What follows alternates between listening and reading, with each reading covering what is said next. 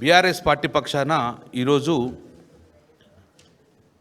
మాకు జరిగిన మోసాలు, రేవంత్ రెడ్డి ప్రభుత్వం చేసిన మోసాలను బహిర్గతం చేయడానికే ఈరోజు మీ ద్వారా రాష్ట్ర ప్రజానిక చెప్పడానికి ఈరోజు సమావేశం ఏర్పాటు చేసుకున్నాం.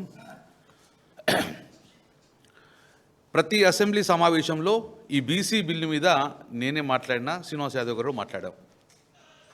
ప్రతి సమావేశంలో మా stand clear, BRS party stand clear.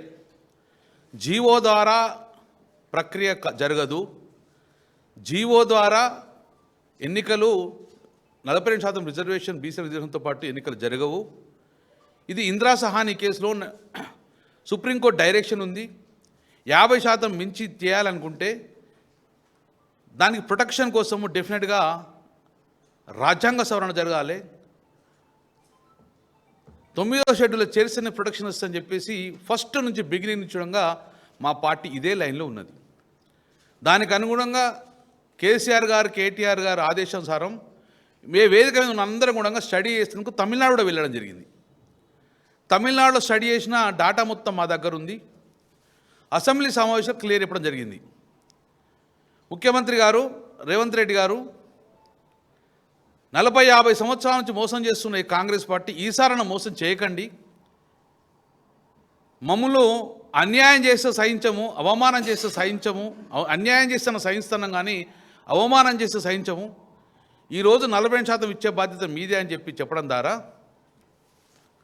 40-50 సంవత్సరాలు మోసం చేసినాం కదా, ఇంకొక సంవత్సరం మోసం చేస్తే ఏందనే విధంగా ఈరోజు మమ్మల్ని అవమానం చేసే దిశగా ఈరోజు 42% జీవో ఇవ్వడం, అది కోర్టులో నిలబడదని చెప్పి ముఖ్యమంత్రి గారు తెలుసు, వాళ్ళ మంత్రివర్గానికి తెలుసు, ప్రభుత్వానికి తెలుసు, రాష్ట్ర ప్రజానీకానికి అందరికీ తెలుసు అది నిలబడదని. నేను అసెంబ్లీలో అదే చెప్పాను, నిలబడదంటే పిల్లి శాపనార్థాలు పెడతానామని ఒక మంత్రి లేచిండు, ఇంకో మంత్రి మాట్లాడు పాజిటివ్గా ఆలోచించు అన్నాడు. మేము పాజిటివ్గానే ఆలోచించడం కాబట్టి మాకు అవమానం జరగద్దని చెప్పి మీకు 2-3 సూచనలు చేశాం. ఈరోజు జరిగింది ఏంది? ఈరోజు హైకోర్టు చట్ట ప్రకారంగా, సుప్రీంకోర్టు డైరెక్షన్ ప్రకారం, ప్రజాస్వామ్యబద్ధంగా, రాజ్యాంగబద్ధంగా ఈరోజు కోర్టు స్టే చేయడం జరిగింది. నోటిఫికేషన్ ఈరోజు నోటిఫికేషన్ ఇచ్చింది ప్రభుత్వం. 31 జిల్లా పరిషత్కు 13 బీసీలు కేటాయించింది. 565 ఎంపీపీలకు 40% కేటాయించింది జీవో. ఈరోజు నోటిఫికేషన్ ఇచ్చింది మాకు మొన్న.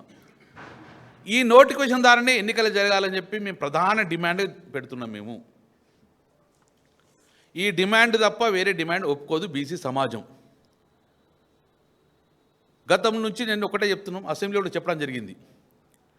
తమిళనాడు తరహాలో సక్సెస్ అయ్యారు, 69% రిజర్వేషన్ తీసుకున్నారు.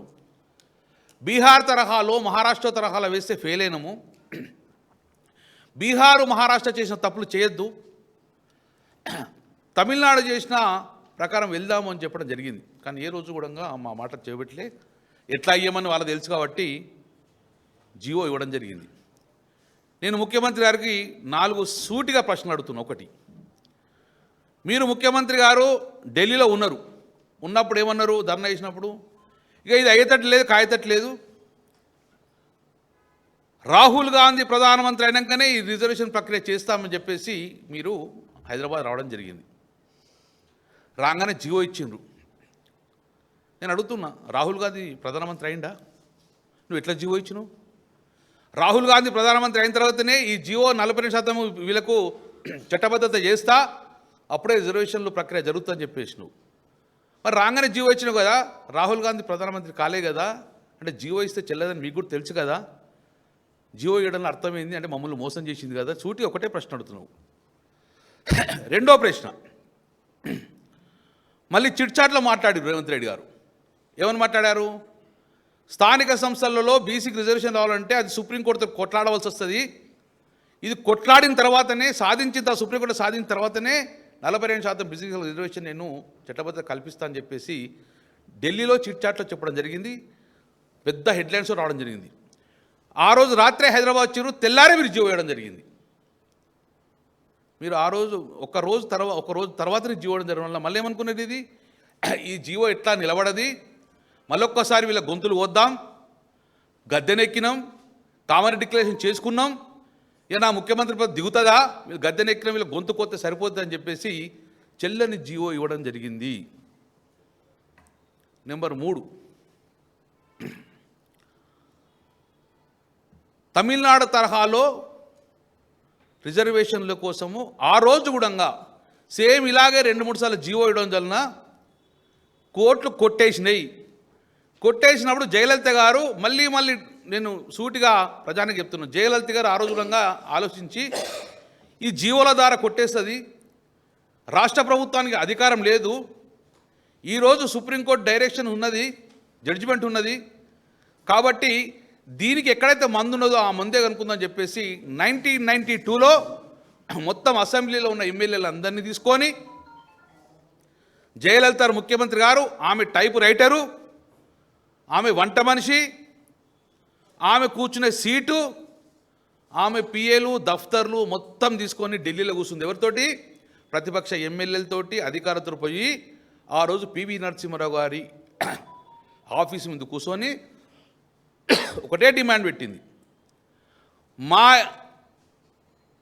అసెంబ్లీలో తీర్మానం చేసుకున్నాము, న్యాయపరంగా మా కులగన చేసినాము, పివి నరసింహారావు గారు మాకు ఒకవేళ గిట్ట ఈ 42% ఈ యొక్క 69% మాకు బీసీ రిజర్వేషన్ ఇవ్వకపోతే నేను తమిళనాడు పోను, ఢిల్లీ పీఠం నుంచి కదలా, పివి నరసింహారావు గారు ఇంటి ముందు కూర్చుంటా అని చెప్పి భీష్మించుకో కూర్చుండే కాదు, వాళ్ళ మంత్రివర్గం మొత్తం అక్కడే ఉంది. ఏమన్నది? నా పరిపాలన ఇక్కడ నుంచి ఇక్కడే, నా వంట ఇక్కడే, నా దర్యాప్తు నా దఫ్తరంతా ఇక్కడే, మా అధికారులు మా మంత్రులు ఇక్కడే ఉంటారని చెప్పేసి డిమాండ్ పెట్టింది. కదలలే. ప్రభుత్వం దిగొచ్చింది, ప్రధానమంత్రిగా దిగొచ్చింది పివి నరసింహారావు గారు. ఆ రోజు 94లో క్యాబినెట్ నిర్ణయం చేసుకొని పార్లమెంట్లో బిల్లు పెట్టి పార్లమెంట్లో రాజ్యాంగం 9లో సవరణ జరిగి అందులో ప్రొటెక్షన్ ఇవ్వడం వలన ఈరోజు తమిళనాడుకు 69% జీవో అమల్లోకి వచ్చింది. నేను ఇదే డిమాండ్ మళ్ళీ ఎత్తున్నా, వెళ్దాంపా రేవంత్ రెడ్డి గారు నడురి, నీ నిజంగా చిత్తశుద్ధి ఉంది కదా, రేపు బయలుదేరదాంపా, నీ అధికారాన్ని మంత్రివర్గం తీసుకోంపా, ఢిల్లీలో కూర్చుందాంపా, మోదీ గారి ఇంటి ముందు కూర్చుంటామా లేకుంటే ఎక్కడ కూర్చున్నాం, కూర్చొని తెలంగాణకు వచ్చే పనేం లేదు, ఇక్కడ పరిపాలన జరుగుతలేదు, నీది డెవలప్మెంట్ జరుగుతలేదు, అక్కడే కూర్చుందాంపా, బీఆర్ఎస్ పార్టీ మేమందరం మీ వెంబడి వస్తాము, ఆమర నిరాహార దీక్ష చేస్తావా, పరిపాలన అక్కడి నుంచి చేస్తావా, కానీ పార్లమెంట్లో బిల్లు పెట్టాలంటే ప్రధానమంత్రి గారు ఆ క్యాబినెట్లో నిర్ణయం చేసుకున్న తర్వాతనే పార్లమెంట్కి పోతుంది. కాబట్టి దీనికి ఉన్న మూలము ప్రధానమంత్రి గారిని కలవడమే. కలదాం పాండి, ఇప్పుడు నీకు నిజంగా చిత్తశుద్ధి ఉంది కదా, మోసం చేయని అసెంబ్లీలో చాలా మాట్లాడావు కదా, మా చిత్తశుద్ధి ఉంది కదా అని అన్నావు కదా. ఆ రోజు నుంచి ఈ రోజు నేను ఒక్కనే మాట్లాడుతున్నాం మేము అందరం మా పార్టీ పరంగా, ఇది చెల్లదు, ఇది రాజ్యాంగ పరంగా శాస్త్రీయపరంగా పొమ్మని చెప్తున్నాం. ఇప్పుడు కూడా సోషల్ మీడియాలో మాకు ట్రోల్ అవుతుంది, మేము ఏం మాట్లాడినాం అదే. సో ఇప్పుడు క్లియర్ అయిపోయింది, జీవో ద్వారా 80% బీసీ రిజర్వేషన్ జరిగాయి. బీసీ రిజర్వేషన్ కావాలంటే 42% నోటిఫికేషన్ ఇచ్చిండ్రు. ఈ నోటిఫికేషన్ వెనక్కపోతే మాత్రం తీవ్ర పరిణామాలు ఉంటాయి. లేదు మేము ఏం చేయాలి, 4 వారాలు కోర్టు టైం ఇచ్చింది, ఈ 4 వారాల తర్వాత ఎన్నికలు జరగాలి కదా, పాత పద్ధతిలో జరగాలని 23% ఇస్తే మాత్రము చాలా చాలా చాలా తీవ్ర పరిణామాలు ఎదుర్కోవాల్సి వస్తుంది ప్రభుత్వము. మళ్ళీ చెప్తున్నాం, అన్యాయాన్ని భరించాం, ఈ అవమానాన్ని మేము భరించలేము. కాబట్టి డెఫినెట్గా 42% రిజర్వేషన్ అయ్యేదాకా మాకు ఎన్నికలు అవసరం లేవు. ఎన్నికలు ఇంకో సంవత్సరం పెడతావా 2 సంవత్సరాలు పెడతావా, కానీ చట్టపరంగా మాకు 42% ఇచ్చిన తర్వాతనే జ్యుడిషియల్గా ఇక్కడ న్యాయపరమైన చిక్కులు రాకుండా ఉండటానికి ప్రొటెక్షన్ తీసుకున్న తర్వాతనే ఎన్నికలకు ఎన్నికలకు తొందర లేదు. మీ కర్ణాటకలో 3 సంవత్సరాలు ఎన్నికలు పెట్టలే కదా, ఇక్కడ ఏం తొందర అనేది. ఒకసారి మళ్ళీ మీరు పాత పద్ధతిలో 40% కాకుండా 23% రిజర్వేషన్ ఇస్తే ఇక జీవితంలో మళ్ళీ మా బీసీలు అనేది రిజర్వేషన్కు నోచుకోరు, మళ్ళీ సమాధి చేస్తారు. ఈ వాయిస్ను మొత్తాన్ని కూడా ఇంక డిమాండ్ను సమాధి చేసే ఆలోచనలో ఉన్నారు. కాబట్టి సూటిగా కరెక్ట్ చెప్తున్నాం, ఢిల్లీకి కదలండి, మేము మీతో వస్తాము, మీరు ఏది కూర్చుంటే అది కూర్చుంటాము, కానీ ఢిల్లీకి వెళ్ళి రిజర్వేషన్ తర్వాతనే తెలంగాణలో అడుగుపెట్టండి. ఆ రోజు కేసీఆర్ గారిని మళ్ళొక్కసారి చూడండి, ఆంధ్రప్రదేశ్ రాష్ట్రంలో వెళ్తున్నా తెలంగాణ రాష్ట్రంలో అడుగు పెడుతున్నా ఒక నమ్మకంతో వేయండు. మీకు నమ్మకం లేదా?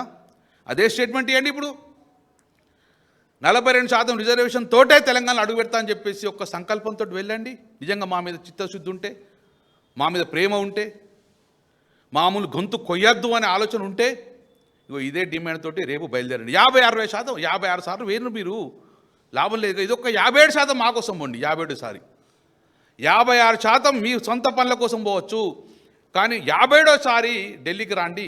మా యొక్క తెలంగాణలో ఉన్న 50-60% ప్రజానీకం కోసము మా ఆవేదన మీకు వ్యక్తం చేస్తున్నాము, మా ఆవేదనతో చెప్తున్నాము. ఈరోజు బీసీ సమాజం అంతా కూడా రోడ్ల మీదకి వచ్చే పరిస్థితి వచ్చింది. మాకు అన్యాయం చేయకండి అని చెప్పేసి మేము క్లియర్గా డిమాండ్ చేయడం జరుగుతుంది.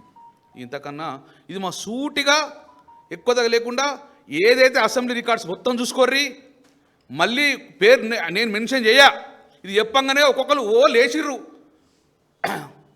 మొదలే పిలిచి అర్థాలు పెడతావా అన్న మంత్రులు మాట్లాడాలి. ఇప్పుడు వాళ్ళు ఇంకొకరు చెప్తున్నాం, జీవో ఇవ్వండి, ఎన్నికలకు పోతున్నాం, వాళ్ళు పునరాలోచించుకోవాలి, జీవో ద్వారా జరగదని చెప్పినాం మేము. ఇంకో పాయింట్, ముఖ్యమంత్రి గారు ఇంకొక సూటిగా మూడో ప్రశ్న అడుగుతున్నాం. జీవో ద్వారా ప్రభుత్వం యొక్క జీవో ఇవ్వడం దాన్నే రిజర్వేషన్ ప్రక్రియ జరుగుతుంది, ఎన్నికలు జరుగుతున్నప్పుడు 22 నెలలు ఎందుకు చేసినావు మరి కాలయాపన? ముఖ్యమంత్రి జీవో ఇస్తే స్థానిక సంస్థల్లో బీసీ రిజర్వేషన్ వస్తున్నప్పుడు అయినాక 3 నెలలకే ఇవ్వాలి కదా, మరి 22 నెలలు ఎందుకు కాలయాపన చేసినావు అని చెప్తున్నాం మేము. అంటే డెఫినెట్గా మళ్ళా మేము చేసినాం బై, ఇక మాత్రం గింతే అవుతుంది, ఇక పాత పత్ర ఎన్నికలు పోతాము, ఇక బీసీలలో గొంతులు కోసేస్తాము అని అంటే ఇక మేము ఊరుకున్న పరిస్థితులు. అందరం చైతన్యవంతులేను. పల్లకి మోసి మోసి మోసి మా భుజాలను వచ్చినాయి, మేము కూడా పల్లకి ఎక్కుతాం. ఆ అవకాశం మాకు కల్పించింది. ఇప్పుడు మీరు డెఫినెట్గా వినండి. మీరే కదా 40% రిజర్వేషన్ ఓట్లన్నీ కామారెడ్డి డిక్లరేషన్ ఓట్లన్నీ కూడా మీరు కొల్లగొట్టింది కదా, దానికి దీనికి సంపూర్ణంగా రేవంత్ రెడ్డి ప్రభుత్వమే దీనికి మూల్యం చెల్లించవలసి వస్తుంది. ఏ ఒక్క శాతం రిజర్వేషన్ వెనక్కిపోయినా, ఏ ఒక్క శాతం రిజర్వేషన్ తక్కువ చేసి మళ్ళీ ఎన్నికలకు పోయే ప్రక్రియ చేస్తే చాలా తీవ్ర పరిణామాలు బీసీ సమాజం ఎదుర్కోవాల్సి వస్తుందని చెప్పేసి రేవంత్ రెడ్డి ప్రభుత్వాన్ని మేము హెచ్చరిస్తున్నాం.